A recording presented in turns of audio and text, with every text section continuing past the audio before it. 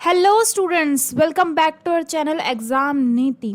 आज हम करने वाले हैं राजनीतिक विज्ञान क्लास 12th का चैप्टर 1, जिसके बारे में हम पढ़ेंगे, जिसके शॉर्ट नोट्स आज हम कवर करेंगे। इस क्लास का मोटिव सिर्फ इतना है कि आपको शॉर्ट समरी के थ्रू, शॉर्ट चीज़ों के थ्रू आपको पूरा चैप्टर पढ़ा दिया जाए। ठीक है, तो समकालीन विश्व राजनीति बुक का नाम है और पहली पुस्तक है, इसलिए आप अपनी बुक ज़रूर देख लीजिएगा, मैच कर लीजिएगा। और पहला चैप्टर आज हम करेंगे, इसका पीडीएफ आपको टेलीग्राम चैनल पे मिल जाएगा। और साथ ही अगर आप चैनल पे नए हैं तो इस वीडियो को लाइक कर दीजिए, इस चैनल को सब्सक्राइब कर दीजिए और अपने दोस्तों के साथ शेयर भी ज़रूर कर दीजिए। ठीक है, आज का जो हमारा फर्स्ट चैप्टर रहने वाला है वो है दो ध्रुवताओं का अंत, यानी दो ध्रुव जो विश्व में उभर रहे थे उनका अंत हो जाता है, सिर्फ एक रह जाता है, महाशक्ति यूएसए, जो हम अभी पूरे चैप्टर में पढ़ने वाले हैं। ठीक है, इसमें हम पूरे चैप्टर में शीत युद्ध के बारे में पढ़ेंगे, यूएसएसआर के बारे में पढ़ेंगे, यूएसए के बारे में पढ़ेंगे। ठीक है, स्टार्ट करते हैं। तो शीत युद्ध के प्रतीक को दार्शनिक वर्ष 1961 में बनी बर्लिन की दीवार को 9 नवंबर 1989 को जनता द्वारा गिराया गया। यानी जो शीत युद्ध का प्रतीक बनती है, जो बर्लिन की दीवार है जो शीत युद्ध का प्रतीक बनती है, वो 9 नवंबर 1989 को जनता द्वारा गिरा दी जाती है। 25 दिसंबर 1991 में सोवियत संघ का विघटन हो जाता है और 15 गणराज्यों के रूप में हो जाता है। यानी ये जो सोवियत संघ था, यूएसएसआर था, इसी 25 दिसंबर 1991 यानी 1991 में क्या होता है कि यूएसएसआर का विघटन छोटे छोटे जो है राज्यों में हो जाता है, अलग अलग देश से अलग हो जाते हैं। मतलब विभिन्न विभिन्न देश अपने आप को स्वतंत्रता घोषित कर देते हैं, स्वतंत्र घोषित कर देते हैं। कुल 15 गणराज्य से बनते हैं। सोवियत संघ का जन्म, सोवियत व्यवस्था प्रणाली, यानी सोवियत संघ का जन्म कैसे हुआ था, उसकी प्रणाली कैसे थी। वर्ष 1917 में रूसी बोल्शेविक क्रांति के बाद समाजवादी सोवियत गणराज्य संघ अस्तित्व में आया। यानी 1917 के बाद जब बोल्शेविक क्रांति हुई, उसके बाद ये जो गणराज्य था ये अस्तित्व में आया और इसकी जो विचारधारा थी वो क्या थी, समाजवादी थी। ठीक है, ज्यादा नहीं करना है, ओके। तो अस्तित्व में आया, जो हाईलाइट करिए पॉइंट इंपॉर्टेंट है। सोवियत संघ में समतावादी समाज के निर्माण के लिए केंद्रीकृत योजना राज्य के नियंत्रण पर आधारित और साम्यवादी दल द्वारा निर्देशित व्यवस्था सोवियत प्रणाली के नाम से पहचानी गई। यानी जो सोवियत प्रणाली थी वो समाजवाद व्यवस्था पर थी। ठीक है, राज्य पर के नियंत्रण पर थी और विभिन्न दलों की व्यवस्था इसमें कराई गई थी। इसकी क्या क्या विशेषताएं थी, तो सोवियत प्रणाली पूंजीवादी व्यवस्था के विरोध तथा समाजवादी के आदर्श का प्रेरित करती थी। यानी जो सोवियत संघ था, यूएसएसआर था, वो क्या करता था, वो समाजवादी यानी साम्यवादी विचारधारा को अपनाता था और पूंजीवाद का विरोध करता था। और यूएसए था जो था वो पूंजीवाद का समर्थक था। ठीक है, सोवियत प्रणाली के नियोजित अर्थव्यवस्था थी, यानी सोवियत प्रणाली जो थी उसमें एक नियोजित अर्थव्यवस्था हमें देखने को मिलती है। साम्यवादी पार्टी का दबदबा था, न्यूनतम जीवन स्तर की सुविधा सभी नागरिकों को उपलब्ध, यानी जो नॉर्मल चीजें होती हैं जैसे रोटी कपड़ा मकान, वो सभी नागरिक को उपलब्ध वहां थे। बेरोजगारी का अभाव था, यानी बेरोजगारी वहां नहीं थी। एक उन्नत संचार प्रणाली, यानी संचार यानी बातचीत करना या एक जगह से दूसरे जगह संवाद करना, ये चीजें जो थी उन्नत किस्म की थी। देखिए, जो सोवियत संघ था वो बहुत अच्छे लेवल पर था, बेरोजगारी नहीं थी, जीवन अच्छा था, सब कुछ अच्छा चल रहा था। लेकिन कुछ समय बाद हम देखते हैं कैसे उसका विघटन होता है, कैसे शीत युद्ध शुरू हुआ और उसका विघटन शुरू हुआ। ठीक है, तो राज्य का स्वामित्व देखने को मिला, उत्पादन के संसाधनों पर राज्य का नियंत्रण यहाँ देखने को मिला। दूसरी दुनिया यानी सेकेंड वर्ल्ड, पूर्वी यूरोप के देशों में को समाजवादी प्रणाली की तर्ज पर ढाला गया था। इन समाजवादी देशों को ही दूसरी दुनिया की संख्या दी गई थी। यानी जो समाजवादी देश, जो समाजवादी विचारधारा को अपना गए थे, उन्हें ही दूसरी दुनिया का नाम दिया गया था। मिखाइल गोर्बाचेव और सुधार, यानी मिखाइल गोर्बाचेव जो आए उनके बाद जो सुधार हुए उनके बारे में पढ़ना है।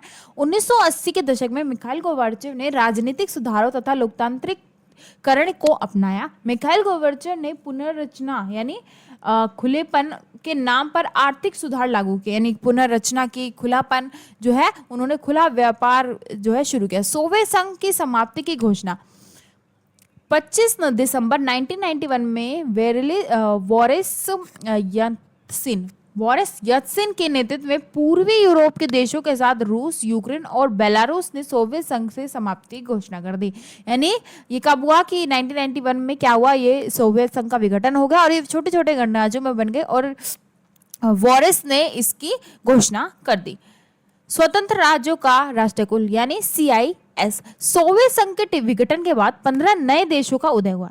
इन सभी देशों ने एक अंततः सरकारी संगठन का निर्माण किया जिसकी सदस्यता स्वैच्छिक थी। इसे स्वतंत्र राष्ट्रों का राष्ट्रकुल यानी CIS कहा गया। यह एक ऐसा संघ था जो अपने सदस्य देशों के बीच व्यापार, श्रम और वस्तुओं की आवाजाही बनाए रखता था। यानी एक वस्तु का दूसरी जगह पे वस्तु का आना जाना, ठीक है, अन्य चीजों का काम हो गया, श्रम हो गया, इन चीजों का आवाजाही बनाए रखती थी। एक ध्रुवीय विश्व यानी एक ध्रुवीय विश्व का मतलब क्या है कि सिर्फ एक ही जो शक्ति है वो पूरे विश्व पर हावी हो रही है। 1991 में सोवियत संघ के विघटन के बाद विश्व एकमात्र महाशक्ति के रूप में अमेरिका ही बच गया। यानी देखिए, मैं आपको एक शॉर्ट तरीके से समझाती हूँ। ये पूरा वर्ल्ड है, इसे दो भागों में विभाजित कर दिया। यहाँ बन गया USA और यहाँ बन गया USSR, ठीक है। इसे पूर्वी कहा गया, इसे पश्चिमी कहा गया, ठीक है। तो इस तरीके से पूरा वर्ल्ड चल रहा था जिसमें दो महाशक्तियां का उदय था और जो छोटे छोटे देश थे वो आजाद हो रहे थे या गुलामी से जूझ रहे थे। तो उस समय अन्य देशों में इतनी जो है पावर नहीं थी कि वो इन दोनों की शक्ति का बराबरी कर सके, ठीक है। इन दोनों के पास शक्ति बहुत अच्छी थी। तो USA और USSR के बीच ना जो है मतभेद, क्योंकि ये पूंजीवाद को मानता था और ये साम्यवाद को, तो दोनों के बीच थोड़ा सा मतभेद तो ज्यादा ही बनता गया था। और अपने आप को बढ़ा दिखाने, अपने आप की शक्ति को बढ़ा दिखाने के लिए दोनों में होड़ भी थी। और फिर क्या होता है, शीत युद्ध होता है। और जिसमें शीत युद्ध क्यों कहा गया है इसको, क्योंकि ये ऐसा ही होता है जिसमें लड़ाई नहीं होती है, बिल्कुल मतलब पूरी तनाव की स्थिति हो जाती है लेकिन फिर भी लड़ाई नहीं होती है। ऐसी स्थिति को ही शीत युद्ध का नाम दिया गया था, ठीक है। और उसमें धीरे धीरे जो है आप कहें कि आंतरिक गतिविधियां या फिर एक अच्छे प्रतिनिधित्व के ना होने की वजह से USSR 15 गणराज्यों में बट गया, ठीक है। जब ये 15 गणराज्यों में बट गया तो सिर्फ विश्व में एक ही शक्ति रह गई, USA। उसी को हम एक ध्रुवीय विश्व कहते हैं, ठीक है। सभी शक्तियों का केंद्रीकरण अमेरिका के इर्द गिर्द होने लगा, यानी ज्यादा से ज्यादा, क्योंकि USSR का विघटन हो गया तो जिस पे समाजवाद की विचारधारा को मानते थे वो भी अब पूंजीवाद पर भागने लगे थे, पूंजीवाद की तरफ भागने लगे थे। इस तरह के विश्व में एक ध्रुवीय विश्व में परिवर्तित हो गया, यानी जो ऐसा विश्व था वो एक ध्रुवीय विश्व में बदल गया। एक ध्रुवीय विश्व के बनने के बाद कई सारे परिणाम देखने को मिले। यानी जब हमने देखा कि सिर्फ एक शक्ति रह गई, एक ध्रुवीय विश्व बन गया, तो बहुत सारे परिवर्तन वहां पर देखने को मिलते हैं। जैसे अंतर्राष्ट्रीय शक्ति संबंधों में बदलाव, यानी यूएसए शक्ति संबंधों में बदलाव देखने को मिले गए। बहुत सारे देश जो है आपसी जो है पूंजीवाद को अपना रहे थे। पूंजीवाद देखिए, पूंजीवादी व्यवस्था का प्रचार प्रसार बढ़ गया, साम्यवादी व्यवस्था कमजोर होने लगी, उदारवादी लोकतांत्रिक व्यवस्था और मजबूत होने लगी। यानी बहुत सारे देशों ने उदारवादी लोकतंत्र व्यवस्था को अपना लिया। सोवियत संघ के विघटन के प्रमुख कारण, यानी किन किन कारणों की वजह से सोवियत संघ यानी USSR विघटित हुआ था, यानी समाप्त हुआ था। तो सबसे पहला है नागरिक की आकांक्षाओं को पूरा ना होना, यानी वहां की जो जनता थी उनकी आकांक्षाएं पूरी नहीं हो रही थी, उनकी जो मांग थी वो पूरी नहीं हो रही थी। सोवियत प्रणाली पर नौकरशाही का शिकंजा, यानी जो नौकरशाही थे, नौकरशाही का मतलब क्या होता है, वो प्रशासन जो हमारी रक्षा के लिए करता है, जो जनता की रक्षा के लिए बनाया जाता है, तो उस पर शिकंजा पूरा सोवियत प्रणाली का नौकरशाही का था। साम्यवादी पार्टी का राजनीति पर अंकुश, यानी जो साम्यवादी पार्टी थी वो पूरी राजनीति पर अंकुश लगाती थी। संसाधनों का अधिकतम उपयोग परमाणु हथियारों पर, यानी ज्यादा से ज्यादा हथियार बनाने में संसाधनों का इस्तेमाल कर दिया गया, जिसकी वजह से संसाधनों की कमी हो गई और बहुत सारी परेशानियों का सामना करना पड़ा। औद्योगिकी और बुनियादी ढांचे में पश्चिम के देशों की तुलना से में पीछे रह गए, यानी जो पश्चिमी देश थे उनसे ये पीछे रह गए। रूस का वर्चस्वशाली होना, यानी जो रूस था उसका अपने आप में वर्चस्वशाली होना भी एक कारण था। गोर्बाचेव द्वारा सुधार का विरोध होना, यानी गोर्बाचेव के जो कार्य थे उनका विरोध हुआ, जो भी एक कारण बने इसके विघटन के। अर्थव्यवस्था का गतिरुद्ध होना, यानी अर्थव्यवस्था का कंटिन्यू गिरावट होना और उपभोक्ता वस्तुओं में कमी आनी है, जो लोगों की मांग है उसमें उनकी वस्तुओं उन्हें सही टाइम पे नहीं मिल रही थी। राष्ट्रवादी भावनाओं और संप्रभुता की इच्छा का उभा, यानी अब राष्ट्र के प्रति भावना और संप्रभुता की भावना और उठ रही थी। सोवियत प्रणाली का सत्तावादी हो जाना, यानी सोवियत प्रणाली जो है सत्तावादी हो रही थी, ये भी एक कारण था। और साम्यवादी पार्टी का जनता के प्रति जवाबदेह ना होना, ये जो साम्यवादी पार्टी थी वो कभी भी जनता के प्रति जवाबदेह नहीं थी, ये भी एक कारण कारण था। परिणाम की तरफ बढ़ते हैं। शीत युद्ध का संघर्ष समाप्त हो गया, यानी हमने देखा कि शीत युद्ध जो है वो धीरे धीरे उसका संघर्ष समाप्त हो गया। एक ध्रुवीय विश्व अर्थात अमेरिका का वर्चस्व का उदय होगा। यानी क्या क्या परिणाम रहे, देखिए दुनिया, मैंने जहां तक आपको बताया कि 2 भागों में बटी हुई थी, फिर एक का 15 गणराज्यों में बट गया और सिर्फ एक ही महाशक्ति रह गई शीत युद्ध के बाद। फिर क्या हुआ कि ये एक ही महाशक्ति रह गई, यानी पूरे में सिर्फ इसी का दबदबा रहा। ठीक है, हथियारों की होड़ सीमित हो गई, समाप्ति हो गई। यानी पहले क्या हो रहा था, ये एक देश दूसरे देश से जीतने के लिए, सुरक्षा के लिए हथियार बहुत ज्यादा बना रहे थे, वो भी कम हो गया। ठीक है, सोवियत संघ का, सोवियत गुट का अंत हो गया और 15 नए राज्य, यानी सोवियत संघ यूएसएसआर खत्म हो गया और 15 राज्यों में विभाजित हो गया देशों में। रूस सोवियत का सबसे उत्तराधिकारी बन गया, यानी सोवियत संघ का उत्तराधिकारी रूस बन गया। विश्व राजनीति में शक्ति संबंधी में परिवर्तन हो गया, यानी सबकी जो शक्ति संबंध थे वो थोड़े से परिवर्तित हो गए। समाजवादी विचारधारा पर प्रश्न चिन्ह लग गया, यानी अब क्योंकि पूंजीवादी व्यवस्था अच्छी चल रही थी, समाजवादी की तरफ कोई जा नहीं रहा था, तो उस पर एक प्रश्न चिन्ह की तरह लग गया। पूंजीवादी उदारवाद व्यवस्था का वर्चस्व, यानी जो पूंजीवाद व्यवस्था है वो और ज्यादा बढ़ने लगी। शॉक थेरेपी, शॉक थेरेपी शाब्दिक अर्थ है आघात, यानी शॉक का मतलब क्या होता है, आघात पहुंचाकर उपचार करना। यानी शॉक थेरेपी का मतलब क्या होता है, यानी आपको पहले आपको ट्रीटमेंट दिया जाएगा, शॉक दिया जाएगा, उसके बाद आपका उपचार होगा। इस तरीके से साम्यवाद के पतन के बाद पूर्व सोवियत संघ के गणराज्यों के सत्तावादी समाजवाद व्यवस्था से लोकतांत्रिक पूंजी व्यवस्था तक के कष्टप्रद संक्रमण से होकर गुजरना उन्हें पड़ा। रूस, मध्य एशिया गणराज्य और पूर्वी यूरोप के देशों ने पूंजीवाद की ओर से संक्रमण करने, यानी पूरी जो है पूंजीवाद को अपनाने वो लग गए, जिसे शॉक थेरेपी के नाम से जाना जाने लगा। यह मॉडल अंतर्राष्ट्रीय मुद्रा कोष और विश्व बैंक द्वारा निर्देशित था। शॉक थेरेपी की विशेषता, यानी जो शॉक थेरेपी थी उसकी क्या क्या विशेषताएं थी। सबसे पहले है मेल्कितन का प्रमुख रूप से निजी स्वामित्व होना, राज्य की संपदा का निजीकरण, यानी जो राज्य की संपदा है उसका निजीकरण हो गया। सामुदायिक शॉक थेरेपी की विशेषताएं हम पढ़ रहे हैं। सामुदायिक फॉर्म की जगह निजी फॉर्म बनने लगे, यानी अब क्योंकि साम्यवाद में सामूहिक फॉर्म को ज्यादा मान्यता थी, पर अब निजी फॉर्म चलने लगे। मुक्त व्यापार व्यवस्था को अपना लिया। मुद्रा के आपसी परिवर्तन बढ़ने लगा, यानी एक देश में दूसरी मुद्रा का आवागमन बढ़ने लगा। पश्चिमी देशों की अर्थव्यवस्था में जुड़ाव देखने को मिला। अगला है पूंजीवाद के अतिरिक्त किसी भी वैकल्पिक व्यवस्था को स्वीकार नहीं किया गया, यानी और किसी व्यवस्था को कोई अपना नहीं रहा था, पूंजीवाद को ही अपना रहे थे। इसके परिणाम क्या रहे, शॉक थेरेपी के परिणाम कि रूस का औद्योगिक ढांचा चरमरा गया, आर्थिक परिणाम अनुकूल नहीं रहे।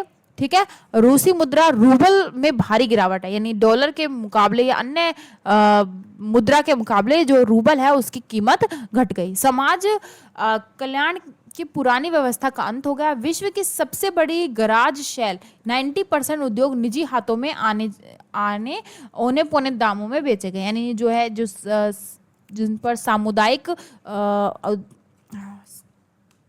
हेड थे वो समुदाय के वो अब निजी हाथों में चले गए और औने पौने यानी टेढ़े मेढ़े दामों में, कम दामों में वो बिके। आर्थिक विषमता में वृद्धि हो गई, खाद्यान्नों का संकट बन गया, माफिया वर्ग का उदय हो गया और लास्ट में लोकतांत्रिक संस्थाओं के निर्माण न होने के कारण कमजोर संसद व राष्ट्र का अधिक शक्ति जिससे सत्तावादी शक्तियां हुई, जिससे अधिक सत्तावादी राष्ट्रवादी राष्ट्रपति शासन का उदय हुआ।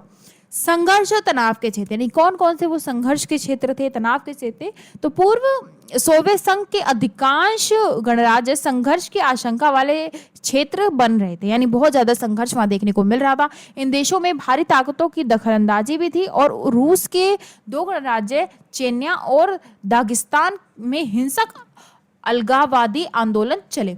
पूर्वी यूरोप में चेकोस्लोवालिया 2 भागों में, चेक और स्लोवालिया में बट गए, यानी 2 भागों में डिवाइड हो गया।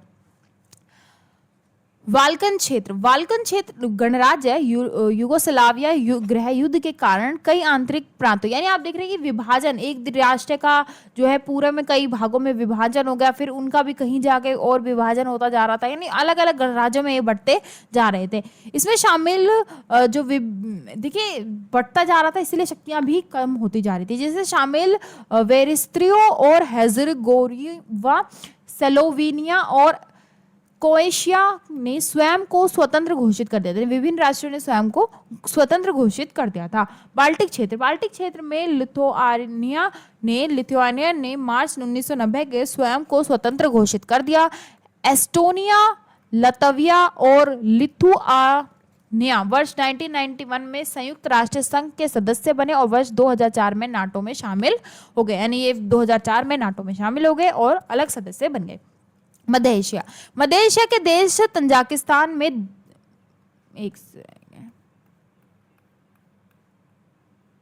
मध्य एशिया के देश तंजाकिस्तान में 10 वर्ष तथा अर्थात 2001 तक गृहयुद्ध वहां देखने को मिला। विभिन्न जो राष्ट्र थे जैसे जॉर्जिया, किर्गिस्तान, यूक्रेन, ओमानिया में भी गृह युद्ध देखने को मिले, यानी अलग अलग राष्ट्रों में गृह युद्ध की संभावनाएं वहां देखने को मिली। मध्य एशिया गणराज्य में पेट्रोल के विशाल भंडार थे, इसी कारण क्षेत्रीय भारी ताकतें और तेल की कंपनियों में प्रतिस्पर्धा का आंकड़ा भी बन गए थे, अखाड़ा बन गए थे, यानी प्रतिस्पर्धा का अखाड़ा यहाँ वो बन गए थे। रूस और अन्य सोवियत संघ देशों के बीच भारत के संबंध, यानी देखिए जब भी आप क्वेश्चन पढ़ेंगे तो इसमें आपको और देशों के साथ भारत के संबंध को जरूर पढ़ना है। जैसे पूर्व साम्यवादी देशों के साथ भारत के संबंध अच्छे हैं, रूस के साथ विशेष रूप से प्रगाढ़ है, यानी अच्छे संबंध हमें देखने को मिलते हैं। रूस और भारत दोनों का ही सपना बहुध्रुवीय विश्व का था, ठीक है। दोनों ही देश सह अस्तित्व, सामुदायिक सुरक्षा, क्षेत्रीय संप्रभुता, स्वतंत्र विदेशी नीति, अंतर्राष्ट्रीय झगड़ों का वार्ता द्वारा हल और संयुक्त राष्ट्र संघ के सुदृढ़ीकरण और लोकतंत्र में विश्वास रखते हैं, यानी दोनों ही देशों के बीच संबंध काफी हद तक अच्छे हैं। वर्ष 2001 में भारत और रूस द्वारा 80 द्विपक्षीय समझौतों पर हस्ताक्षर किए गए थे। भारत रूसी हथियारों का एक बड़ा खरीदार है, यानी भारत जो है रूस के बहुत सारे हथियार जो है खरीदता है, एक बहुत अच्छा व्यापार भारत का रूस के साथ है। रूस ने तेल का आयात भी किया जाता है, यानी भारत में जो है रूस से तेल का आयात भी किया जाता है। परमाणु योजनाओं और अंतरिक्ष योजनाओं के रूस की मदद मिलती रहती है, ठीक है। कजाकिस्तान, तुर्कमेनिस्तान के साथ ऊर्जा आयतन को बढ़ने का प्रयास हुआ है। उज्बेकिस्तान में भारतीय कलाकारों के विशेषता पसंद किया जाता है, ठीक है। तो यहाँ पे हमारे नोट्स कवर होते हैं, कुछ आगे क्वेश्चन है वो हम बाद में कवर करेंगे। तो कैसी लगी आपको वीडियो कमेंट में ज़रूर बताइएगा, और नेक्स्ट चैप्टर पर भी हम ऐसे ही शॉर्ट नोट्स के थ्रू पूरे चैप्टर को 1 शॉट में कवर करेंगे। मिलते हैं नेक्स्ट वीडियो में, तब तक के लिए लाइक कीजिए, कमेंट कीजिए और शेयर कीजिए।